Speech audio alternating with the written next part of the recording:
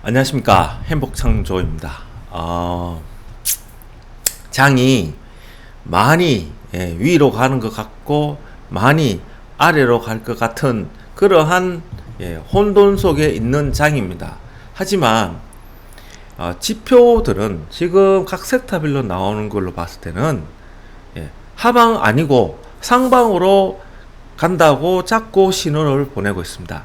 일단 자동차는 실적이 좋은데도 불구하고 수급에 의해서 움직이고 있지 않습니다.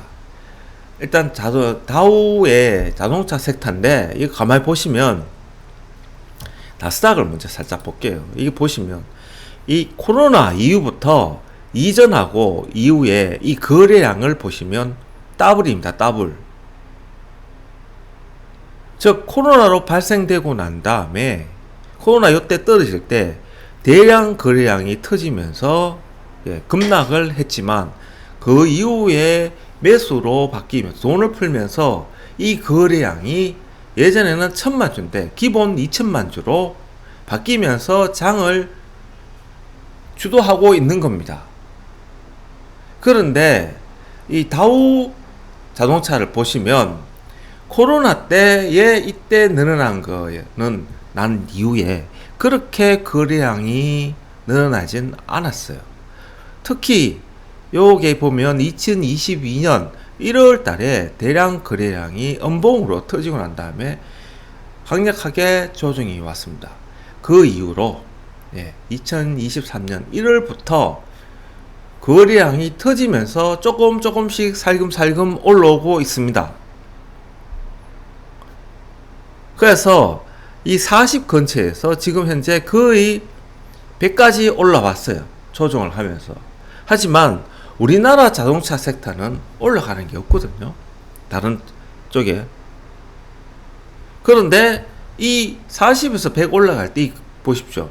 매수된 거래량이 예전에 여기 보시면 한 30만 주, 많아봐야 50만 주였는데 그전에는 100만 주 이렇게 했습니다. 그런데 2023년 1월부터 기본 1000만 주를 넘어서 2000만 주까지도 거의 3배, 2배, 3배는 넘어가면서 조금씩 올리고 지금 100까지 온 겁니다. 이거 지금 1000이죠, 그죠?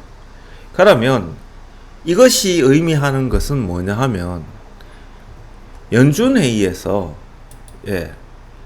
7월 달에 0.25 올리고 혹시나 또 9월이나 11월에 0.25 더 올리지 않을까 하는 의심이 있다는 거죠. 그런데 그 의심을 가지고 있는 시장을 21선을 타고 올라가면서 지금 계속 위아래 흔들고만 있습니다. 그런데 필라델피아 반도체도 보면 딱 넘어가려고 폼 잡고 있고, 그리고 다우 자동차도 보시면 깔짝깔짝대고 있으면서 거래량을 동반하면서 밑에서 매집하고 있다는 거죠. 그런데 여기서 왜 이 얘기를 하냐면 독일 닥스를 보시면 황당합니다. 이게 뭐지 하는 생각이 들 겁니다. 이 보십시오. 전고점을 넘었습니다. 그러니까 독일은 제조업의 최고 강국 아닙니까? 그 우크라이나 전쟁 상관없이 올라간 겁니다. 그러니까 이거는 첫 번째 재건 산업의 이 제조업의 강국인 독일 닥스가 먼저 움직였다는 거고, 그 다음에 미국이 돈을 풀면서 다시 전 세계의 제조업을 미국 쪽으로 땡기고 있지 않습니까? 그 영향으로 다시 독일이 전고점을 뚫고 올라가고 있는 상황입니다. 그럼 이 두 가지를 놓고 봤을 때 필라델피아 반도체가 가고 있죠. 그럼 우리나라가 반도체 섹터가 이번에 눌림목 2차전지 패닉이 오고 난 다음에 반도체 섹터가 올라가고 인공지능 올라가고, 그 인공지능 관련된 의료나 이런 쪽으로 올라가고 있지 않습니까? 그럼 반도체 관련이잖아요. 그런데 다우 자동차 섹터를 보니까 아이 웬걸 지금 알게 모르게 공포 잔뜩 심어주고 대량 거래를 하면서 지수를 올리진 않고 매집하고 있다. 그러면 하방보다는 상방으로 가기 위해서 세력들이 이 우리나라 세력이 아닙니다. 전 세계 시장의 은행들이 돈을 풀고 있고 거기에 맞춰서 밑에서 종목을 매집하고 있다고 나는 결론을 내리고 싶은 거예요. 그리고 이 우리나라 옵션을 보시면 일단은 여기 정리해 놨는 걸 좀 보시고요. 옵션 보기 전에 일단 투자자 포지션을 먼저 보시면 8월 둘째 주 그죠? 8월 10일이죠. 8월 10일 날 이 보시면 요때까지 딱 가다 놓고 있습니다. 콜도 막아 놓고 풋도 막아 놓고 선물 340가 347.5 350은 안 넘는다는 거죠. 요 사이에 가다 놓고 움직이고 있고 나스닥도 가다 놓고 움직이고 있다. 그리고 우리나라 원달러 보시면 고점도 점점 낮아지고 저점도 점점 낮아지면서 아래로 흘러내리고 있는 겁니다. 그러니까 모든 악우가 딱딱 맞아 들어가고 있는 거예요. 그러니까 8월 둘째 주까지는 갇혀 있더라도 지금 우리나라 ETF죠, 그죠? 옆으로 행보하고 있습니까?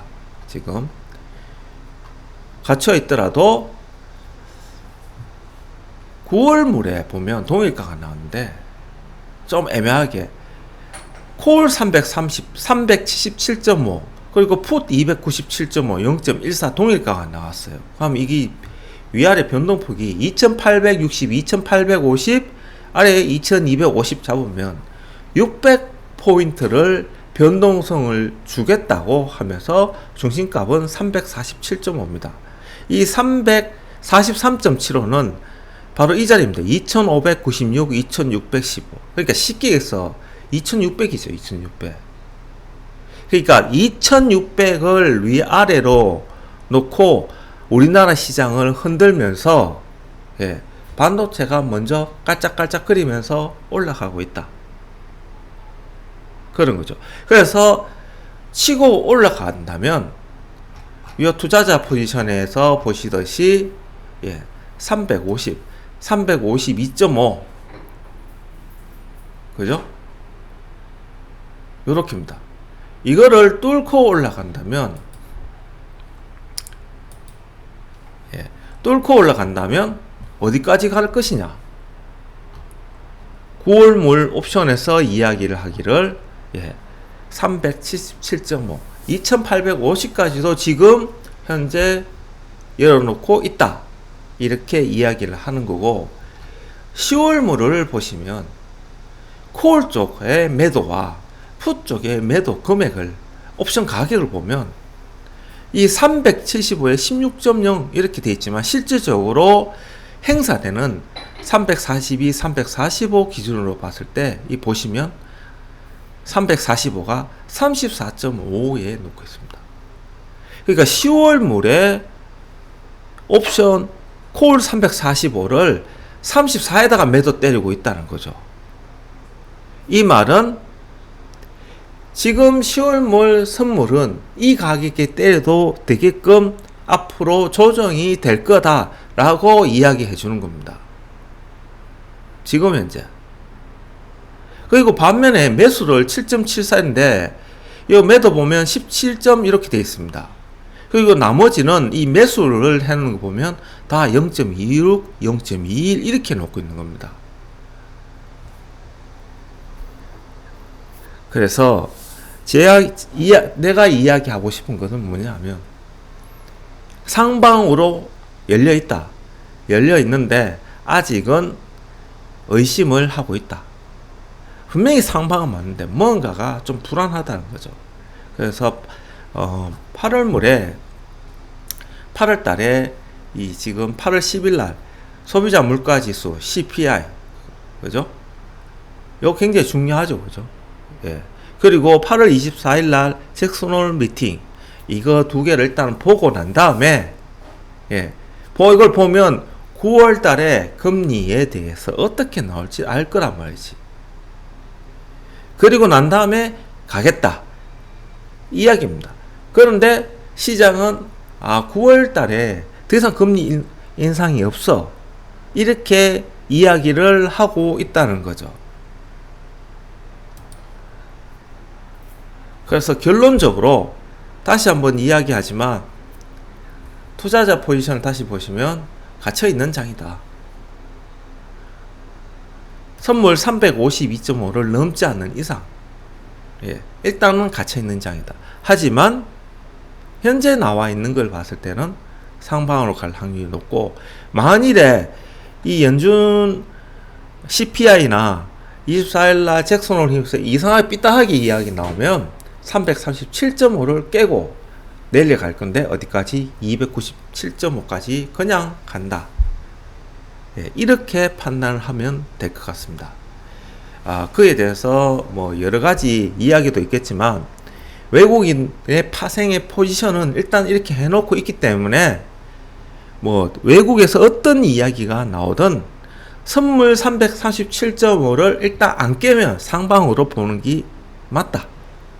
그리고 그거 더 확실한 거는 선물 352를 뚫고 올라가면 이제는 달리자. 거기에 동승해서 가야 된다. 이거 하나는 지금 현재 팩트인 거는 분명한 사실입니다. 그러니까 분명한 사실을 기준으로 놓고 나름대로의 시나리오를 짜면서 주식시장에 대응을 해야 된다. 이 말로 오늘 방송을 끝내도록 하겠습니다. 주말 굉장히 덥습니다. 남은 시간 좀 편하게 보내시고요. 행복창조였습니다.